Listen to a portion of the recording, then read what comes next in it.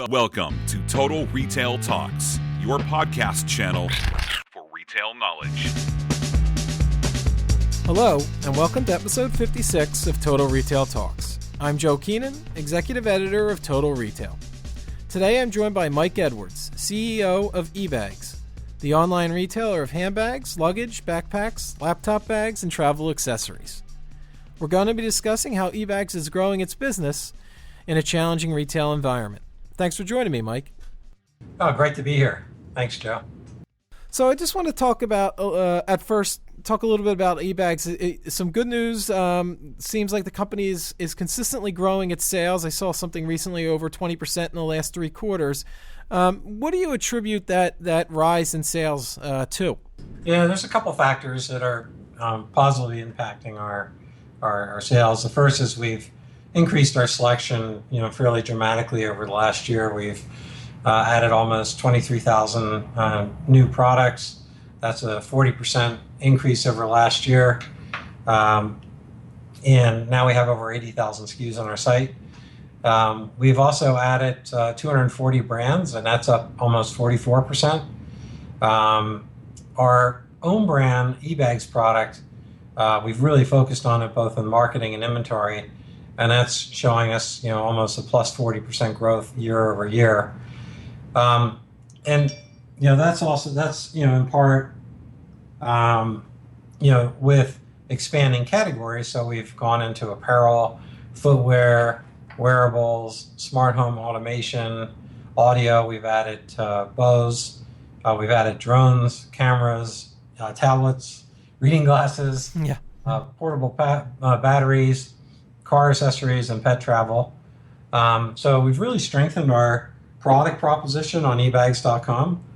And the same token, we've been working, really aggressively on really strategic partnerships like TripAdvisor and Jet.com, and in our international growth, all are fueling new traffic for the company. And then on the technology side, we've been really a mobile-first company, and we've been working aggressively on, how do we convert on our site. So our visits are up almost 46% over last year, and our sales are up 105% on mobile. But we're continuing to invest in technologies that will, optimize the user experience both on mobile and our site. We've also launched our own app with our connected tag, which people can buy for $5, and then that, is really activated through our mobile app. And for those reasons, we feel that the ongoing momentum around travel in our category is driving growth overall. Yeah, and I'm going to get back to that specific to a little bit more into mobile in a later question, but I want to kind of take that first part of the question, or your answer rather, around sort of growing the product assortment and bringing more brands into the fold. Can you talk a little bit about the decision-making process internally then? Is that kind of a combination of feedback from your customers that they're looking for these brands, your own kind of gut decision-making? Can you talk about the decision-making process around bringing more products and brands onto the site? Yeah, so it's a little above. We obviously have 3 million user reviews. We know what our customers are searching for.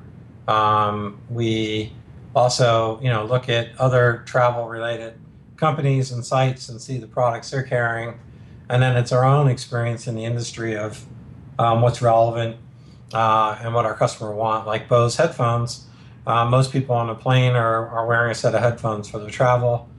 Activewear, I used to run Lucy Activewear. I knew that the majority of our customers enjoyed wearing activewear when they traveled because of the comfort.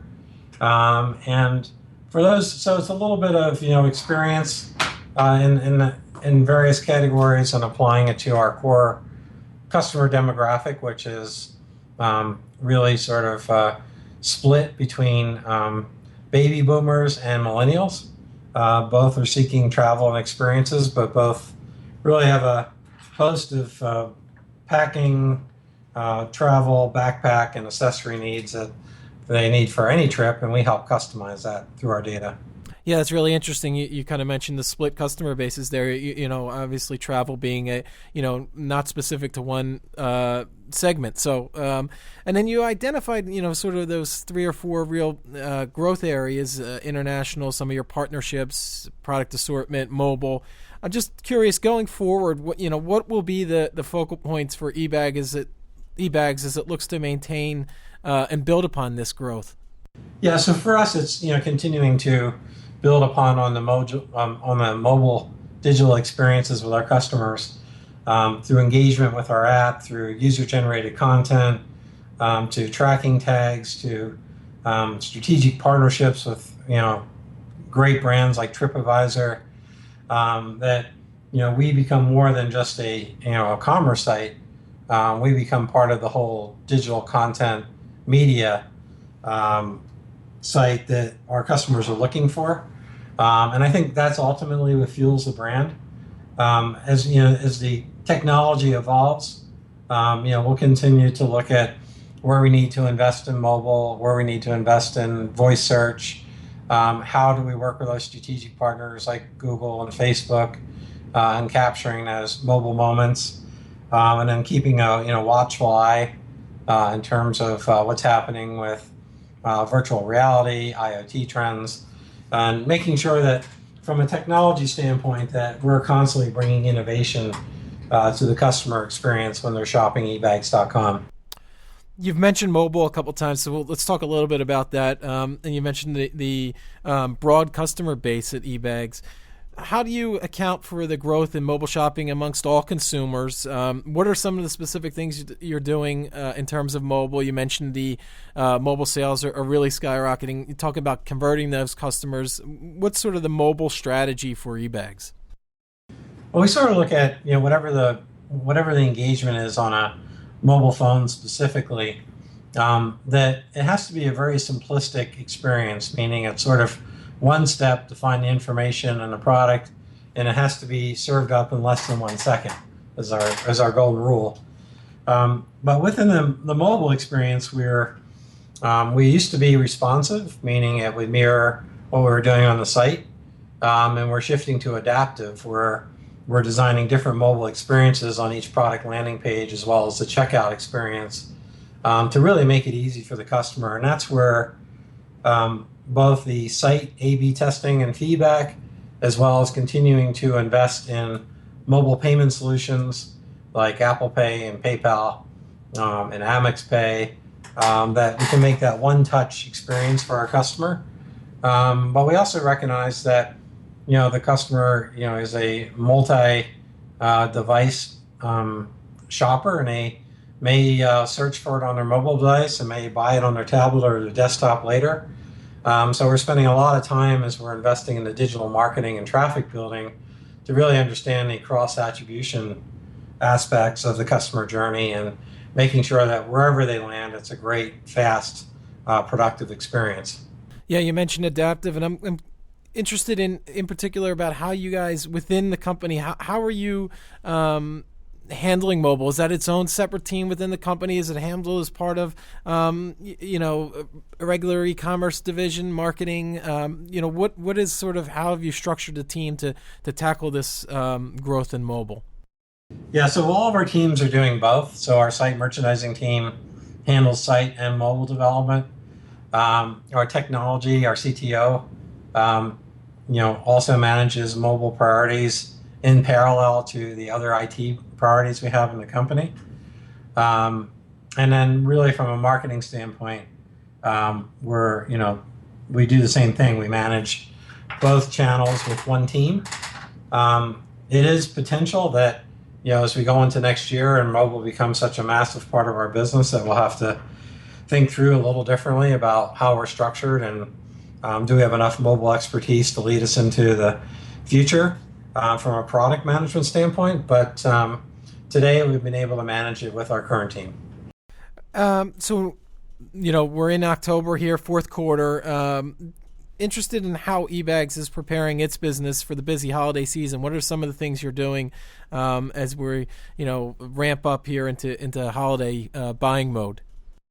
Yeah, so obviously we sort of have a hard stop internally of November 1st, where all of our our main site enhancements, technology upgrades come to a close. We have an aggressive list prioritized based on user experience and mobile experience that we're sort of cranking through right now. We're going through our normal load testing, making sure we have backup, making sure our cloud systems are in place so that we don't have any interruption in service or downside. We prepare our customer service teams for the holiday, additional training, product information, and then best practices for customer problems and resolution. And then our product team is working really hard where we carry inventory, to make sure we have strong inventory in our best sellers, but working through really tailored exclusive programs with each one of our brands to make those holiday experiences come to life from really Thanksgiving through the end of December. So everything sort of goes through a process of evaluation leading up to the key time.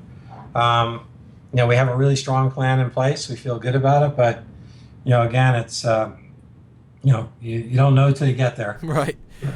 But we certainly have enough evidence through the year to suggest that we're on the right track. Has eBags historically seen, some of the bigger shopping days, Black Friday, Cyber Monday, a big bump in business, or is it more spread out throughout the holiday season, like say through mid-November through the end of December? Mid-November through the end of December is really our peak days of the year. We have a nice little bump in back to school, but it's doesn't quite compare to what happens in the holidays. And then, every year with the customer, still migrating and shifting more and more to online and mobile search, it bodes well for us because we've been here for 17 years and we're well known to, capture that customer when they're in the buying pattern. So, it's a very key time for us. Yeah.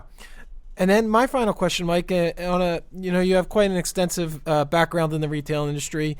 Sort of on a personal level, what attracted you to come work at eBags? And then kind of a second part of that question is, in your time there, what are you most proud of?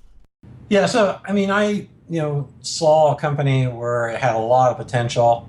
I've been a retailer most of my life, so it was nice to shift out of a store-based company into a pure online digital play. So I wanted to be the disruptor versus being the person being disrupted. But I love the category. I'm very enthusiastic traveler. I've traveled my whole life and I've always put those values in with my family. So I feel it's a category I love. And it's a brand that's sustained itself over 17 years. That just really needed, sort of a marketing merchant point of view to accelerate on an already great platform that had been built. So I felt that I personally could add value to the team. What I'm most proud of is that we went from 3 years where, we were growing the company at 1 or 2% to in 1 year of implementing a new strategy where we'll grow at 23 or 24% and increase our profit by 3,000%.